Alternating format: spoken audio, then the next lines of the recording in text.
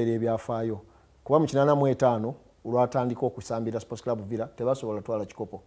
Ekikopo ekya ligi kyatwalibwa KCC, then ate kya Uganda Cup kyatwalibwa Express, then ne bagenda mu 86 olwo atandise okugundira mu tiimu ya Sports Club Villa batwala ebikopo bibiri. 87 batwala league, then KCC ne bakuba ku Uganda Cup final era nga musimu ali mu tiimu eyo golo yali ya Frank Chaze 1-0 na Kivubaawo. Then mu 88 baddamu batwala ebikopo byombi. 89 batwala ebikopo byombi ngali mu Sports Club Villa. Mu 90 batwala kocha league kimu ekya Uganda Cup KCC ne kitwala. Mu 91 KCC ne batwala ko league. Kakati mu 92 wava mu Uganda okugenda France. Naye yagenda okugenda ng'ate ebigoozi 28. Era naawunzika nga ye top scorer w'omwaka ogwo. Naye nga second round yonna teyasamba. Amaze okugenda ku pro. Naye kitegeeza nti ate by then record yali eriwo eya goals nyingi yali ya mugenzi kati Jimmy Kirunda eya goals 3-2. Era Musisi yali agoba okubeera nga amenya naye ave Uganda nga alina goals 28.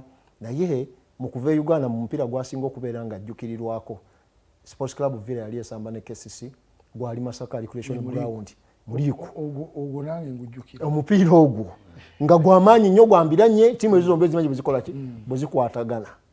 Yasabula KCC goal 4 ku goal 5 Sports Club Villa ya 1992 ku goal 5 Villa yateeba yakuba KCC goal 4 era n'amaliriza fati yakoma okuwano n'asamba omupiira gumu ogwa Uganda Airlines n'amala n'agenda mu ki n'amala n'agenda mu France.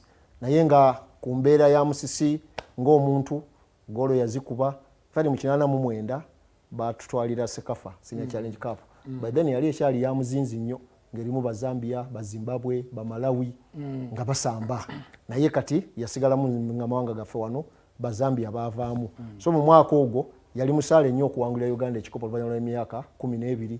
Ate mu 91 atwala Sports Club Villa goloze wadi malimu n'abasambi naye nga yali wankizo nnyo ogitwala ku final eya Africa Club Championship era Club Africain gye yabawangulira ku final ne basobola okubeera nga balemera okutwala ekikopo naye nga Musisi yali wankizo nnyo mu kuganda kwa Villa paka ku final eyo. Kale ebyafaayo ebimu ku ebyo ebya Majid Musisi bigenda kututwala mu kuwummula. Bwe tukomawo njagala omalirize ne session eya Senyanga omugenzi kati naye tumwogereko then tuyingire ebyemizannyo nga bigenda